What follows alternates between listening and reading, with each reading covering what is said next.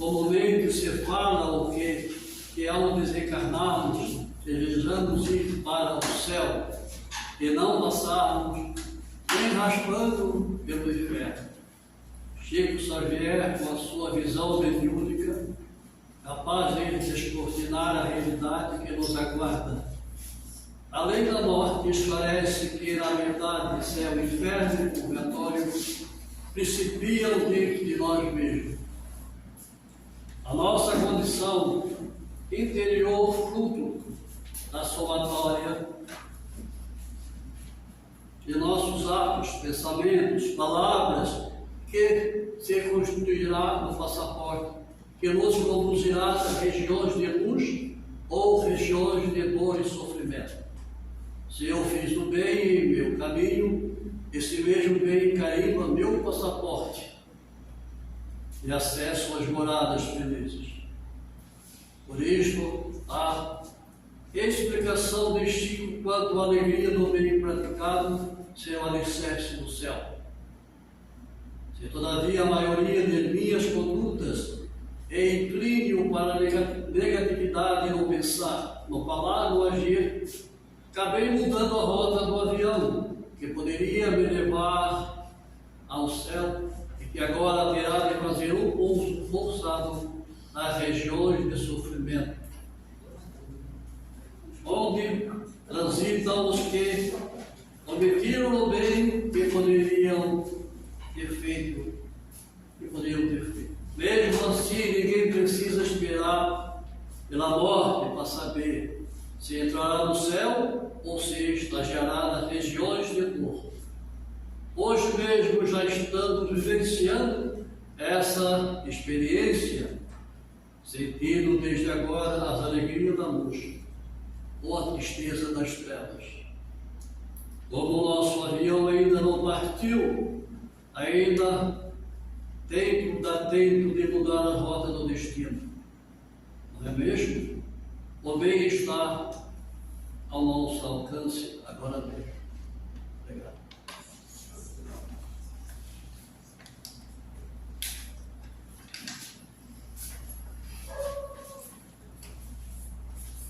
Uma boa noite a todos uma vez mais. Boa noite. Todos sejam muito bem-vindos a essa casa de orações, a qual, como a gente sempre diz, todos trazem algo importante, um pedido, ou algo seu mesmo, para que aqui nesse ambiente possa, muitas das vezes, ser transmitido a espiritualidade amiga, a qual atua neste local. Então, vamos nós, nesse momento, fechar nossos olhos, vamos elevar o nosso pensamento a Deus e a Ele pedir o que nos cabe a cada qual, dentro deste pedido que muitas vezes a gente traz de amigos e de outras pessoas necessitadas. E assim, em agradecimento a este instante, a este momento, nós dizemos assim: Pai nosso que está no céu, santificado seja o vosso nome, venha a nós o vosso reino, seja feita a vossa vontade, assim na terra como nos céus. O pão nosso de cada dia nos dai hoje, perdoai, Senhor, as nossas ofensas, assim como nós perdoamos a quem nos tem ofendido. E não nos deixeis cair nas tentações, livrai-nos de todos os males, agora e sempre, que assim seja.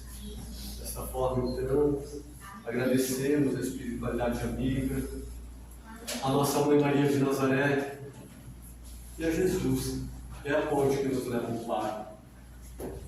Hoje, meus irmãos, para a nossa alegria, nós temos a tribuna, nosso irmão Fernando, estreando conosco aqui na parte de palestras. A gente fica muito feliz com essa presença hoje dele, E pedimos à espiritualidade e aos seus mentores que os alicercem aí na fala que você terá para nós. Tá bom? Seja muito bem-vindo e que Deus te abençoe. Obrigado, boa noite. Boa noite a todos. Acho que antes de começar com o estudo propriamente dito, é difícil a gente não agradecer a essa casa e a espiritualidade aqui que nos recebe, que nos acolhe, que nos permite que, mesmo com toda a consciência das nossas limitações, abre espaço para que a gente se desenvolva, porque essa é uma casa que, pelos pouco tempo que nós já estamos frequentando aqui, eu e minha família, é isso que nós temos percebido, é uma casa de coração aberto, acolhe a todo mundo, e não só acolhe numa postura, se assim eu posso dizer, socorrista, mas acolhe dando conforto, socorrendo sim, mas também permitindo que a gente se desenvolva em trabalhos, em sentimentos, em vibrações que em alguns outros lugares talvez nós demoraríamos um pouco mais de tempo, ou a questão mediúnica seria talvez um pouco mais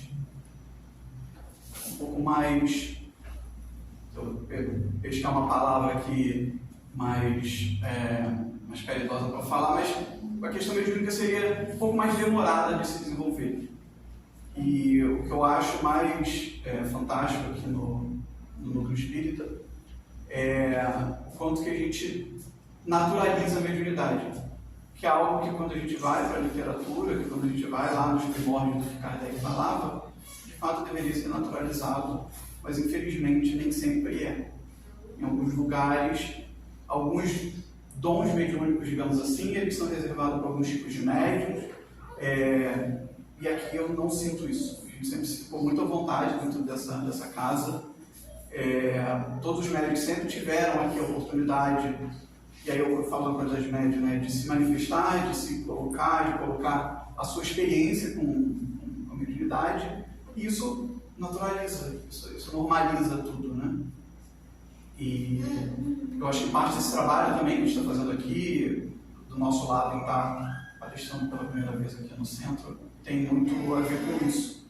E aí por isso que eu queria iniciar o estudo, acho que com duas ressalvas, talvez até mais para esse que vos falo do que para vocês. A primeira é que a Casa Espírita deu liberdade de a gente escolher o tema, que em alguns lugares também não é muito comum, às vezes tem um tema fechado, tem que ir lá e falar, e aqui deu liberdade de escolher o tema. E como deu a liberdade de escolher o tema, talvez ainda um pouco egoísta do jeito que eu sou, escolhi um tema ligado à minha necessidade de espírito. E aí espero também que, ao falar de algo que é uma necessidade minha, eu consiga ajudar tantos outros que talvez tenham uma necessidade parecida, talvez uma necessidade, uma intensidade um pouco diferente da minha, tá? E aí o segundo ponto que eu queria também abordar é que um professor, quando ele vai dar aula de alguma coisa, ele tem que saber uma matéria. Então, o professor de matemática não consegue ensinar se ele não sabe matemática. O professor de filosofia não consegue falar sobre, sei lá, Platão ou nenhum outro grande filósofo se ele também não entende quem são esses. Agora, isso é bem diferente quando a gente está falando de alguém que está falando sobre espiritismo, independente do rótulo que seja, orador, palestrante, que seja. Para falar de espiritismo, talvez que a gente precisa, e aí de novo vou falar de mim, precisa de um pouco de cara de pau, porque a gente está falando de algo que a gente ainda nem consegue praticar muitas das vezes. Mas a gente estudou e a gente não precisa, em muitos momentos, ter o conhecimento de causa. Agora, isso também não tira de nós a necessidade, ou talvez até aproveitar essa oportunidade para nos reconectarmos a Deus com tudo isso que a gente vai falar. Mas a gente sabe que todas as vezes que a gente está fazendo qualquer estudo, quem teve contato primeiro com tudo que nós nos preparamos aqui fomos nós mesmos, e o primeiro ouvido que escuta tudo que está sendo falado aqui é o meu. Então, só essa ressalva que é importante para a gente começar o estudo que nós vamos conduzir. E ao falar desse estudo, a gente vai ler na íntegra aqui a questão da parábola de Jesus, que é como começa o capítulo do Evangelho. Vou pedir só um pouco de paciência, porque honestamente as parábolas às vezes para nós pode soar um pouco chato, né? E daqui a pouco a gente vai entrar até nesse assunto também, do que, por que a gente tem dificuldade de entender as parábolas de Jesus. Mas essa parábola que abre o nosso estudo fala assim: Jesus, falando ainda em parábolas, lhes disse: o reino dos céus é semelhante a um rei que, desejando fazer as núpcias do seu filho, enviou seus servidores para chamar aqueles que tinham sido convidados para as núpcias. Mas eles se recusaram a ir.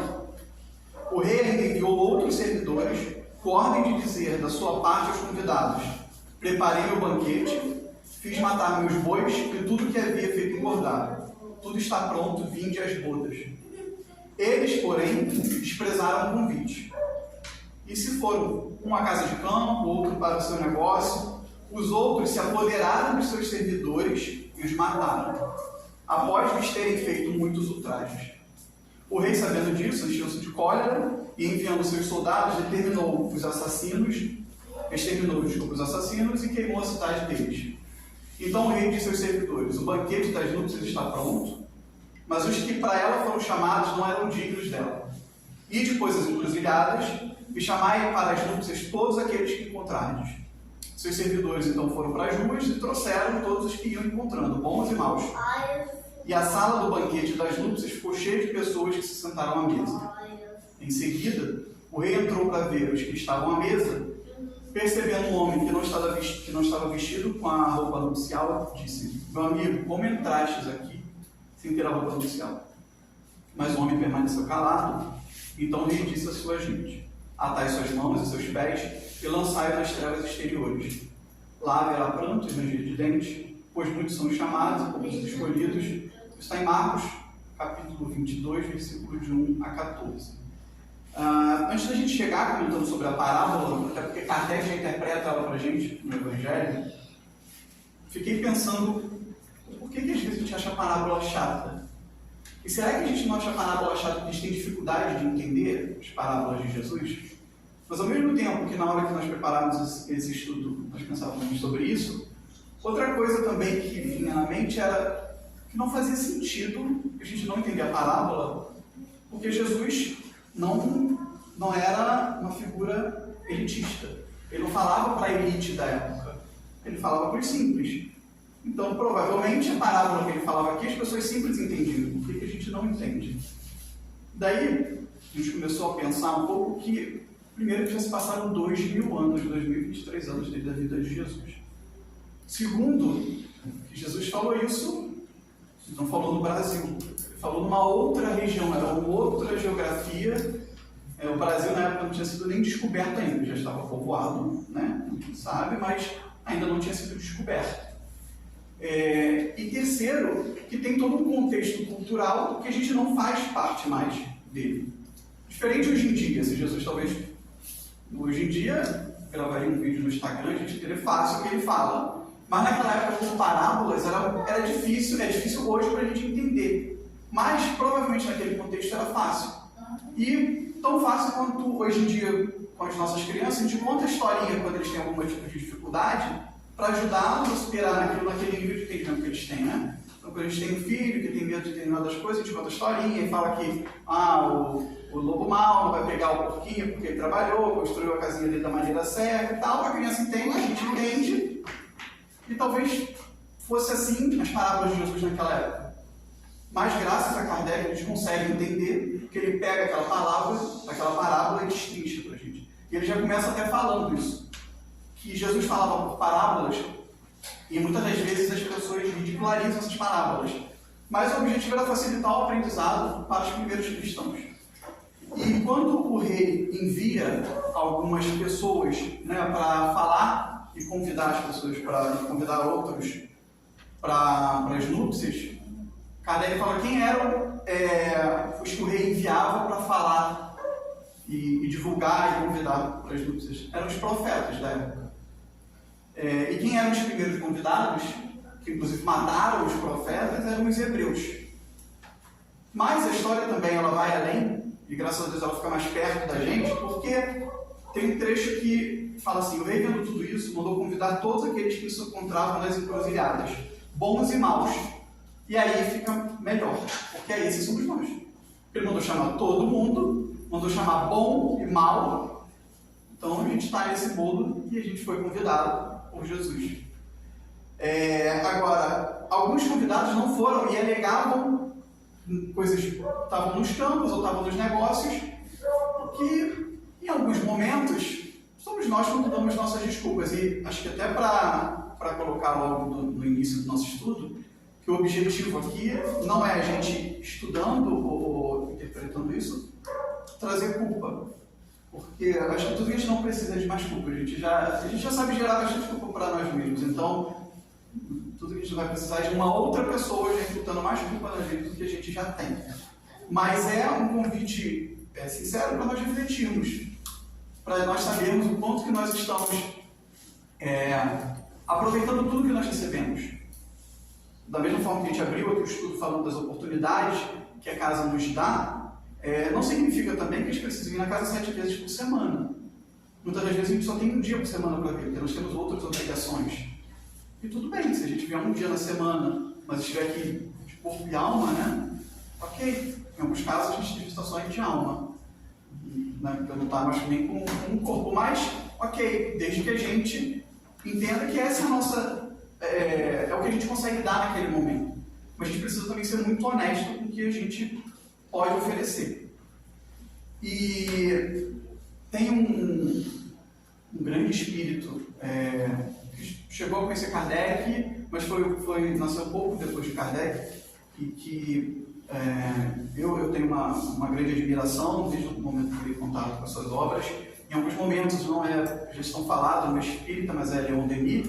E quando nós estudávamos essa lição, uma parte e um artigo de Leon Denis, que eu acho que tem muito a ver com isso, é o que se intitula O Dever, que Leon Denis escreveu no livro Depois da Morte. E em alguns momentos nós vamos flertar com parte do que Leon Denis colocou lá, nessa parte do dever, mas eu recomendo que todo mundo possível leia na íntegra o dever, que não deu para nós trazermos tudo aqui. A gente pega um pedaço e comenta, mas vale a pena a leitura inteira. E ele, falando sobre o dever, Leon Denis fala, nos diz: risonho para uns, temível para outros, sempre inflexível. Ergue-se diante de nós e nos mostra essa escada do progresso cujos degraus se perdem nas alturas incomensuráveis. E Denis fala que é risonho para uns, é temível para outros, mas é sempre flexível.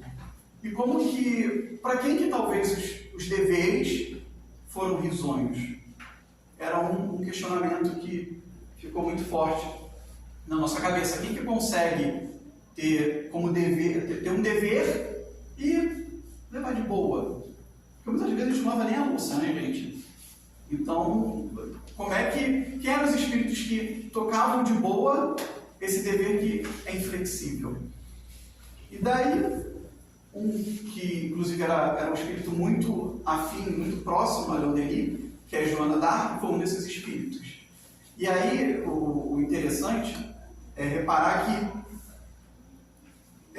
Joana d'Arc é um espírito que levou de uma maneira muito séria a sua missão, e não foi uma missão fácil. Em alguns momentos, a história de Joana d'Arc, guardada as devidas proporções, ela lembra um pouco a passagem de Jesus pela Terra. Porque ela nasceu numa família muito pobre. Ela nasceu numa aldeia da França chamada Dom Remy, em 1412, e de família muito pobre. Desde o início ela já era muito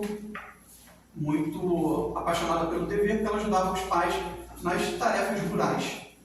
E não vou me estender aqui na vida de Joana d'Arc, mas ainda adolescente ela conheceu a mediunidade. Então, alguns espíritos apareciam para ela, a ponto de, no final da vida dela, já dando spoiler, para quem não sabe, ela foi queimada, né? Foi torturada, foi queimada, inclusive, sendo rejeitada pelas pessoas que ela defendeu. Então, tem um certo paralelo, lembra um pouquinho a questão de Jesus, mas falavam que ela era louca, porque ela via espírito, ela falava que os espíritos ditavam para ela. E pensa, uma menina, porque ela era uma adolescente, se não me falha a memória, quando ela foi para a guerra, porque a história de Joana d'Arc ela salvou a França da mão dos ingleses, porque naquele momento os ingleses estavam já invadindo a França. E ela não tinha, naquela reencarnação, nenhum histórico de guerra. Era uma pessoa que nasceu no meio rural, ajudava os pais, até que os espíritos aparecem e começam a orientá-la onde ela deveria ir, o que ela deveria fazer. E aí ela consegue a independência da França, sendo um espírito, digamos assim, entre muitas aspas, um espírito rural, que nunca tinha guerreado. E ela liderou o exército de homens, e o interessante é que 1412, se fosse hoje, seria um pouco menos impactante. Agora, em 1412, uma mulher liderar tropas e tropas era algo, tinha que ter um magnetismo muito para isso, que era próprio do magnetismo de Joana d'Arc. Outro ponto é que, embora muitos de nós podemos pensar, mas ela guerreou, e aí tem todo um aspecto que não nos cabe aqui entrar por conta de tempo, e até também por falta de argumento do nosso lado, mas ela precisava libertar o país dela também daquela opressão, mas ela não fazia prisioneiros de guerra, ela não torturava os prisioneiros de guerra. Todas as vezes que ela pegava um inglês em campo, ela não deixava, ela não permitia que esses soldados fossem torturados, o que é uma prática comum, infelizmente, no meio de guerra, a tortura de prisioneiros de guerra. Né? E aí tem outro espírito, perdão, só para concatenar o pensamento, e mesmo assim ela levou a missão dela até o fim. Então, o que a gente quer dizer aqui é que ela não levou rindo, mas ela não abjurou e ela não negou até o último momento que foi queimada na fogueira. Queriam, né, os seus algozes queriam que ela negasse tudo aquilo, que ela falasse que ela era maluca, que ela tudo o pensamento dela, e ela não negou em momento algum. Então foi um espírito muito corajoso nesse sentido. Outro, Paulo de Tarso, né, que era Saulo, se tornou Paulo, e é uma história que acho que nós deveríamos nos aprofundar, porque é de uma humildade, de uma coragem absurda. Uma pessoa ser perseguir cristão enquanto Saulo e depois trocar de nome ao se ver um cristão. E às vezes a gente não consegue nem mudar de opinião, mas Paulo de Tarso tinha essa potência dentro de si. Né? E eu acho que conversa até com o que nós falávamos anteriormente, que é a coragem de nós sermos autênticos, de nós admitirmos para nós o que nós queremos. Esses espíritos assumiram para si que estavam errados e mudaram o curso da sua trajetória. Joana d'Arc também, embora nessa reencarnação ela tenha sido um espírito que seguiu todos os que ali os guias estavam colocando, e a princípio um espírito que nós poderíamos talvez chamar até de completista na literatura espírita, mas em outras encarnações também ela já tinha tido seus deslizes, como todos nós temos, diga-se de passagem. E aí, nós elencamos 3 personalidades, digamos assim, para falar sobre a questão da coragem do dever. O último que não poderia deixar de estar aqui, esse sim é um professor, esse sim é um mestre da coragem, foi Jesus. Porque trouxe para todos nós, com a sua humildade,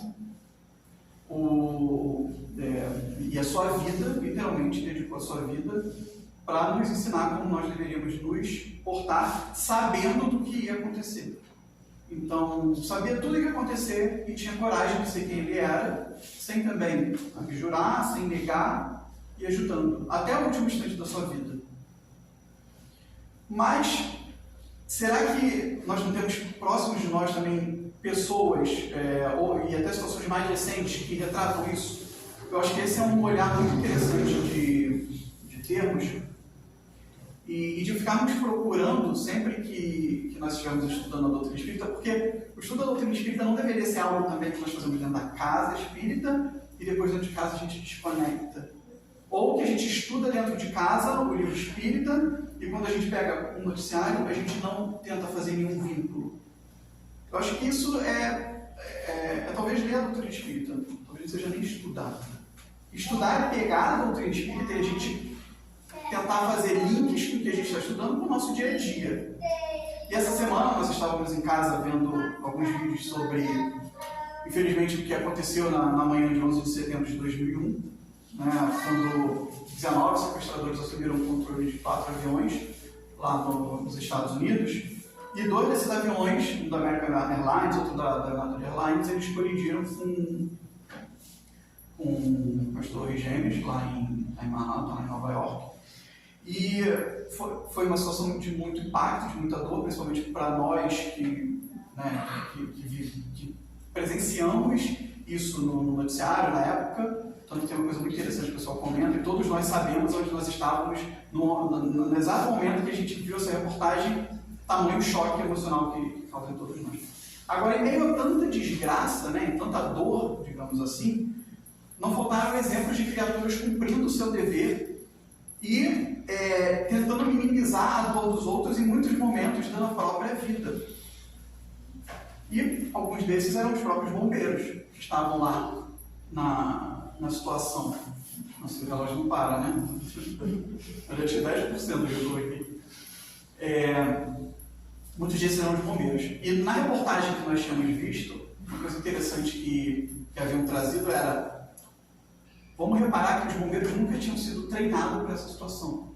Porque os bombeiros, eles têm um protocolo que eles sabem muito bem obedecer quando eles estão numa determinada situação, porque não dá para eles ficarem serem sequestrados pelas emoções na hora que eles entram num lugar e precisam resgatar as pessoas. Então eles têm protocolos, eles sabem o que eles têm que fazer, por qual porta entrar, como retirar a pessoa, por qual, que química que eles vão usar para apagar determinados tipos de incêndio, mas eles nunca tinham treinado numa situação em que um avião colide com um prédio.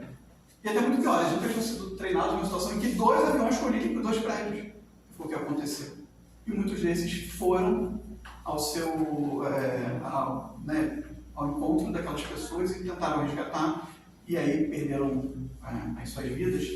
Mas uma situação que passou muito despercebido de todos nós, eu confesso que pelo menos despercebido, passou totalmente despercebido de mim até essa semana, era como que nós temos diversas provas de pessoas que cumprem o dever no anonimato. E a gente naturalmente não se dá conta disso, conta desse anonimato. Uma dessas almas que mais nos tocou, chamou a atenção, foi um rapaz, naquela época já existia celular, né, ainda mais lá. Ele estava dentro de um dos aviões que colidiu com a Torre Gêmea lá, uma das torres, e ele fez uma ligação para a esposa, e o que mais nos chamou a atenção, a ponto de nos emocionar, foi a tranquilidade da voz dele. Em momento nenhum, ele abaixou, ele elevou o tom, ele estava num tom completamente calmo, e ele falava para a esposa, ele falava que eu estava no avião e que a princípio as coisas não estavam indo bem, ele imaginava que o avião tinha sido sequestrado, mas que ele amava demais. E é uma história que mexe com a gente, deixa a gente bem emocionado, porque ele falava que amava demais a esposa, que ele pedia para que ela falasse para os pais dele que ele também amava muito o pai dele, amava muito a mãe, e que se as coisas não acontecessem ou não desenrolassem bem como ele imaginava que provavelmente era o que iria acontecer, que ele encontraria do outro lado, eu vou para o outro lado, te encontro lá e eu te amo demais. E a ligação termina assim. Foi um choque, pelo menos para mim, escutar essa ligação, porque eu fico me colocando no lugar dele, ainda mais com tudo que a gente estuda aqui dentro, eu estaria completamente desequilibrado, sendo bem honesto. Eu não teria aquela tranquilidade de ligar, de falar de encontro do outro lado, com aquele tom de voz. Então, provavelmente, tudo bem que a gente está inferindo aqui, né, sobre uma pessoa que a gente nem conheceu, mas por aquele equilíbrio, por aquelas mensagens de amor que ele passou, era um espírito que tinha coragem e uma consciência do seu dever e que estava cumprindo com o seu dever e que não tinha nada que ele pudesse fazer além daquilo dali naquele momento. E ele se entrega àquela situação porque é uma situação que fugia do controle dele. Né? Continuando, acho que um pouco aqui com o Leon Denis, quando ele fala do dever, em outro trecho ele fala: o dever não é idêntico para todos, varia segundo nossa condição e nosso saber. Quanto mais nos elevamos, mais ele adquire aos nossos olhos grandeza, majestade e extensão. O seu culto, o culto do dever, porém é sempre agradável ao sábio, e a submissão às suas leis é fértil de alegrias íntimas, a quais nada pode se igualar. E aí, cabe uma reflexão para nós aqui, quando ele fala que o culto ao dever ele é fértil de alegria íntima, que me lembra muito o estado como alguns de nós saímos da casa espírita, às vezes após uma palestra, às vezes após um trabalho mediúnico, a gente sai com uma alegria íntima que é difícil, quando a gente às vezes nem querer ir para casa, né? Então, será que isso já não é um prelúdio de que dentro de nós existe esse dever, existe esse amor? É óbvio que tudo ainda é em desenvolvimento, mas já existe. E a gente não entrar em contato com isso, ou a gente não reconhecer, é nós sermos injustos com nós mesmos.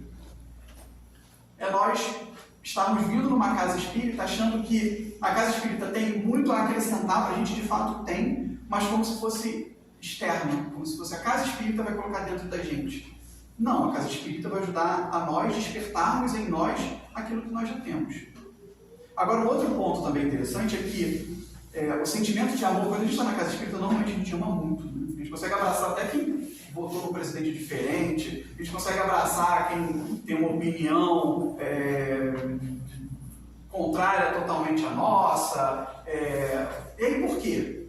Acho que tem 2 pontos aqui. As principais hipóteses primeiro que o nosso sentimento de amor aqui, ele é um pouco dilatado. A gente tem esse amor e ele é um pouquinho já dilatado, da mesma maneira que quando uma criança está com a gente, vai no lugar errado, a gente vem para cá rapidinho. Então, os nossos dias ajudam a dar uma dilatada no nosso amor. E também tem o sentimento dos dias, que ao se aproximarem de nós, a gente fica um pouco impregnado daquela sensação. Por isso que a gente fica na casa espírita e a gente fica... E aí, quando a gente sai do portão, a gente entra no carro, já começa, às vezes, a perder um pouco disso, infelizmente. Mas é um convite a nós desenvolvermos, a nós termos a consciência de que já está em nós. A gente precisa ter a decisão de acessar isso mais vezes. E o exercício não é nem acessar isso sempre na casa espírita, porque, como nós falamos aqui, é fácil. O problema é fora da casa espírita. Eu vou ter que rumar já para o fim do estudo, mas antes de fechar, eu queria só contar um caso que aconteceu semana passada. Então, eu peço a permissão para falar de mim mesmo. Eu estava em casa e aí estava na rede social, eu tinha visto uma pessoa conhecida que publicou uma coisa que eu não concordava, eu discordei do que aquela pessoa publicou. E aí eu tenho um guia espiritual bem interessante que é casado comigo, mora lá em casa. Eu consultei, né? Falei, olha aqui, a pessoa publicou isso e eu discordei. Eu acho que eu vou falar com a pessoa. E aí o guia falou para mim assim, mas ela pediu a sua opinião? E aí, como uma pessoa consciente que obedece ao guia, eu falei, não, ela não pediu a minha opinião, mas eu vou falar. E aí, eu falei com a pessoa na maior ternura. Falo para vocês que eu fiquei sem diálogo, chamando a pessoa pelo nome no diminutivo, falando, olha, eu acho que esse seu ponto de vista não faz sentido por conta disso. E o que aconteceu? Eu entrei na conversa totalmente equilibrado e saí totalmente desequilibrado. Sexta-feira eu estava aqui tomando passe, sexta-feira passada, porque eu estava completamente desequilibrado. Porque a pessoa colocou o ponto de vista dela, eu fiquei um pouco irritado e passei o final de semana pensando sobre isso e a conclusão que eu tenho os dois estavam com a razão. Só que eu analisei por uma ótica, por um lado, a questão eu analisei pelo lado da economia, a pessoa analisou pelo lado legal, e os dois estavam corretos. Mas eu fiquei perturbado. Pra caramba. E daí isso tem a ver com que, quando a gente está aqui muito no estudo, às vezes o Nazareno convoca a gente para o autoconhecimento, e a gente acha que é algo místico, né? Que a gente precisa estar cheio de incenso, fazendo uma meditação, mentalizando o Buda, Jesus, Kardec, e sabe mais quem? E não, é só a gente ter uma noção dos nossos comportamentos. E eu já sabia que isso podia acontecer comigo, e eu não escutei o que ia. Então eu fiquei perturbado. Mereci. Agora, na próxima vez, eu já sei que a pessoa não pediu a minha opinião. Eu não vou dar. E aí, acho que é algo até bem honesto, que eu não mereço ficar 3, 4 dias remoendo aquilo, porque eu também sou bem inferior e o meu orgulho fica remoendo aquilo. Então, eu não quero entrar em contato com isso. Eu acho que essas são as coisas que a doutrina espírita traz para a gente, essa lucidez. Eu vou ter que fechar o estudo por conta do horário, mas só para finalizar, quando Jesus fala, haverá muitos os chamados e poucos os escolhidos, o que ele queria dizer é que muitos ouvem. Ele chama vários, ele fala, ele não cansa de chamar, só que poucos tomam a decisão de praticar. Poucos escutam o que o guia falou, mas pediu a tua opinião? A gente vai lá e coloca o dedo na tomada, não sabendo que está ligado com todo o disjuntor. E acho que o convite que fica é que nós sejamos dessa vez aqueles que foram chamados e nos colocamos na postura de que vamos ser escolhidos. Que a gente dessa vez triunfe, porque por mais que a gente discorde, e aqui é uma provocação para que todos nós levemos isso para casa, é uma provocação talvez diária, dessa vez os ventos estão soprando a nosso favor. A gente pode até não concordar, a gente pode até achar que não está, mas gente, está. Acho que é só a gente pensar também um pouco, até da mesma forma que nós iniciamos, na época de Jesus ele falou por parábolas, que a gente hoje em dia não entende, mas na época dele não tinha energia, não tinha água encanada, não tinha esgoto, não tinha internet, não tinha trocentas coisas e recursos que hoje em dia a gente tem. Então que a gente se aproprie disso e faça dessa vez uma reencarnação proveitosa, sem a gente se martirizar, mas que a gente com a consciência de que tem coisas que a gente não precisa passar de novo. É uma decisão nossa, se nós quisermos repetir erros, que só vamos nos perturbar e tirarmos do nosso eixo. Tá? Bom, eu agradeço a casa pela oportunidade de estarmos aqui falando mesmo com todas as nossas limitações. Muita paz para todos nós. Mas foi bom o que aconteceu contigo. Foi ótimo. Foi ótimo. Porque tu pensa, se Deus te der uma prova dessa toda hora, como é que vai saber que vai rodar ou passar nela? Vai vir bem outras. E o guia nem jogou na cara. Eu pensei que o guia fosse jogar na cara, mas o guia também está se aprimorando, não jogou na cara. O guia está melhorando. Aí, a gente estava ali sentado, e comecei a pensar assim, dentro disso que eu falo. Muitos são chamados, poucos os escolhidos, mas às vezes a gente traz isso no sentido da parte religiosa, né? Mas se a gente for trazer e pensar que a gente é chamado para tanta coisa o tempo todo na nossa vida, né? Pensa, será que Deus não nos chama o tempo todo? E principalmente, assim, tu falou do culto ao dever. Até quando vai ser um dever? Porque o dever nos faz olhar como se fosse algo assim, imposto obrigatório. Mas se a gente para pensar na nossa vida e em tudo aquilo que nos é entregue nas nossas mãos, e que a gente acha que aquilo é um dever, nada mais é do que um chamado, no sentido de nós observarmos isso que a gente tem na mão como dever, o chamado no sentido de a gente começar a compreender que não é um obrigatório imposto e que é algo que precisa fazer uma renovação dentro de nós. E isso passa pelas nossas dificuldades, principalmente de relacionamento. Diante dessas dificuldades que a gente tem com as pessoas que estão envolvidas no nosso ciclo, porque a gente pensa que as pessoas vêm por acaso, mas não vêm. Elas vão aparecendo com propósitos maravilhosos. E os chamados estão embutidos dentro de cada ponto desse que está ao nosso redor. Sejam as pessoas da vizinhança, sejam as pessoas que nós nos encontramos no trabalho, que são pessoas constantes que estão sempre ali. E aí, qual é o chamado?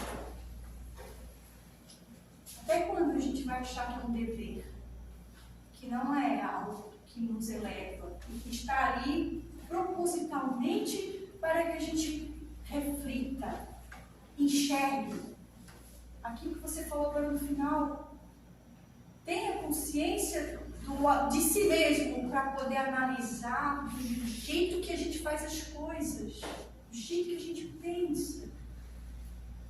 O nosso universo muito egoísta, de achar que tudo aquilo que eu tenho, que eu construí na minha mente, no meu campo mental, é o certo. E bato de frente com o outro. Então, os chamados estão nessas pequenas coisas. Não são só relacionadas à religiosidade. Vamos pensar por esse ponto também, que vale lembrar. Dessa forma, nós agradecemos ao nosso irmão Fernando e a todo o pai espiritual que assessorou a sua presença aqui hoje nessa noite. Agradecendo a Deus, nosso Pai, sempre, em primeiro lugar, pela vida, pela oportunidade de acordar todos os dias e receber um presente de poder fazer diferente sempre. E esse presente se renova a cada instante, a cada dia, a cada reencarnação, para que a gente possa trilhar um caminho de mais paz futura, diante de todas as nossas plantações que nós resolveremos fazer daqui para frente. Que Jesus nos ilumine a todos os seus filhos bem-amados que aqui se encontram. Que Mãe Maria Santíssima possa nos coroar com suas flores, pétalas perfumadas. Obrigada, meu Deus. Em nome do Pai nosso que estás nos céus, santificado seja o vosso nome.